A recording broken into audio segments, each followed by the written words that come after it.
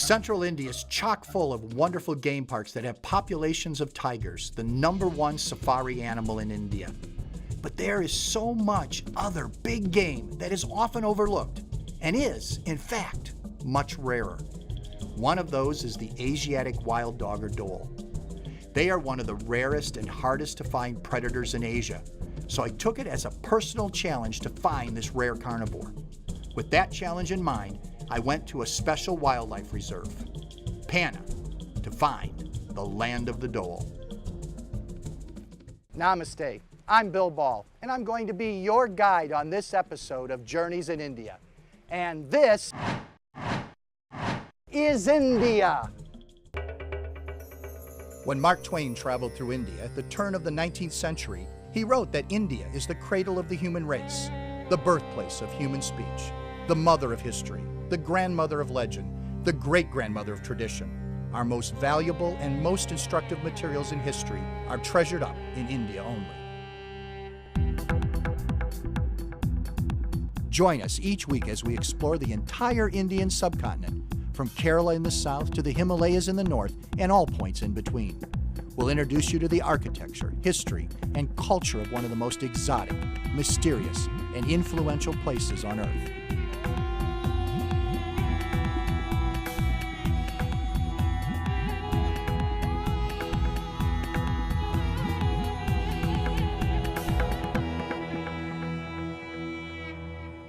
Journeys in India.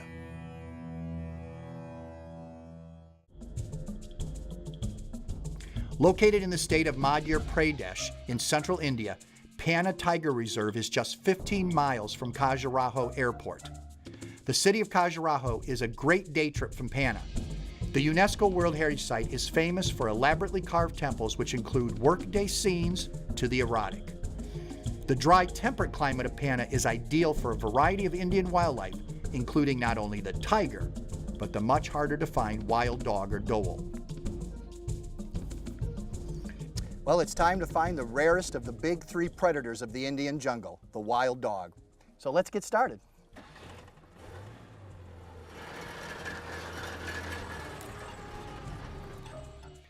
Panna Tiger Reserve is one of the newer parks in India, created in 1981. One of a number of reserves and national parks set up to preserve the fast-disappearing tiger. Preserving the big cat has also had the effect of preserving the surrounding flora and fauna. For us, it is the Asiatic wild dog or Dole that beckons us to the park. Panna is 1,645 square kilometers, or about the size of the state of Rhode Island. Its dry, temperate forest is very typical of Kipling's Jungle Book. As parks go, it is quite scenic with hills and canyons, and of course the Ken River. The Ken River is the lifeblood of Panna and is a sizable river twisting its way along a scenic 250-mile course. Through the park, the river is 200 to 300 yards wide and is home to a variety of fish, birds, and reptiles.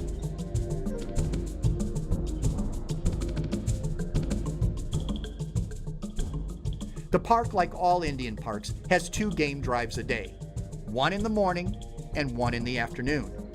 Our focus is on the wild dog. It is our last big Indian predator. We've already encountered the tiger, the rare Asiatic lion, the leopard, and the other big canine, the Indian wolf. Finding wildlife in the parks is part luck, but also part knowing what you're looking for. You can listen for the warning calls and you know a big cat, a leopard, or a tiger may be near. You can also look at the ground and see signs. You can look for scat, or you can look for a hole dug. And when you see one of those, you know that a sloth bear has been here because he's been looking for his nightly meal.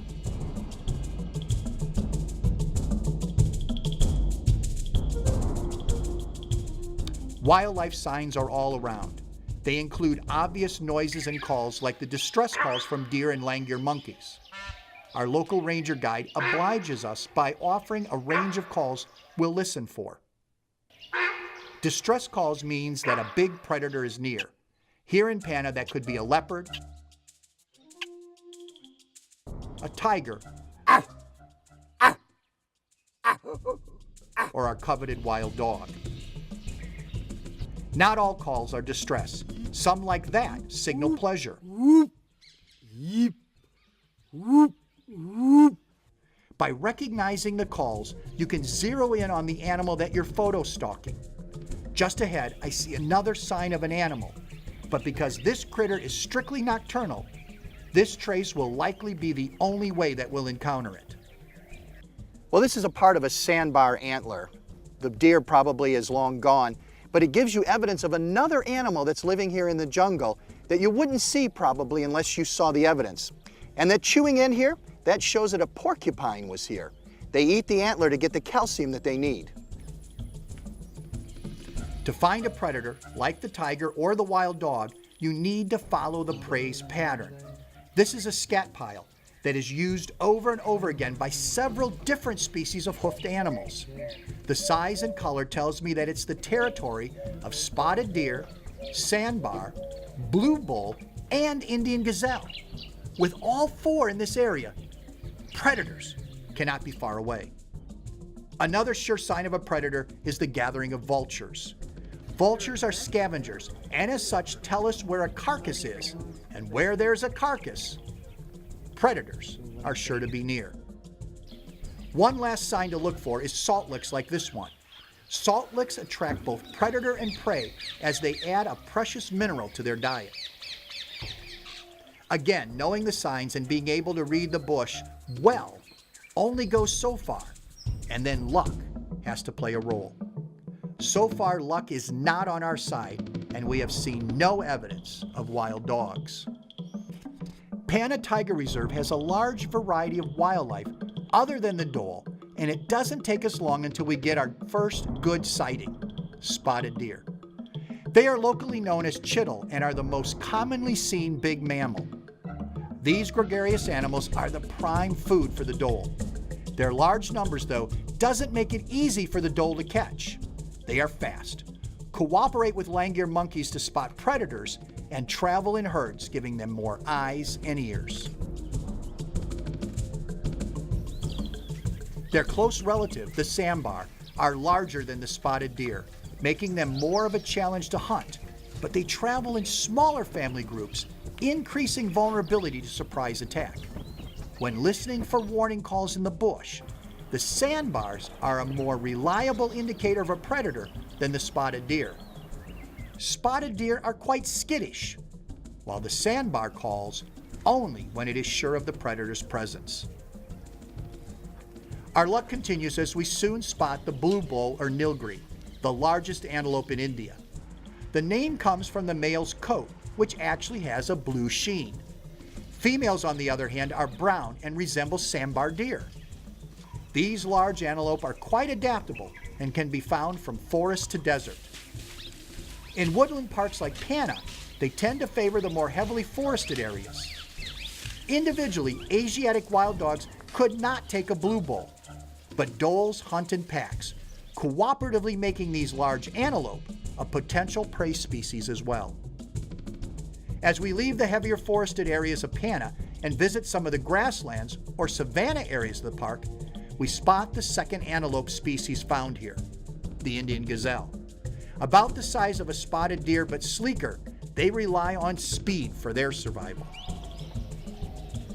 We have driven around much of the park and have been rewarded with all four species of deer and antelope. But on the downside, no hint of a predator.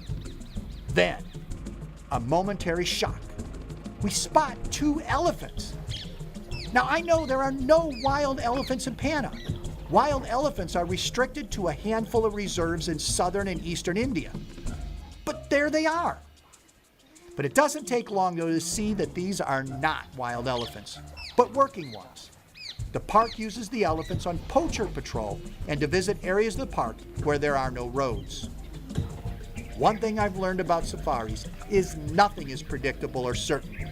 So when predators seem to be in short supply, look for other wildlife, including birds.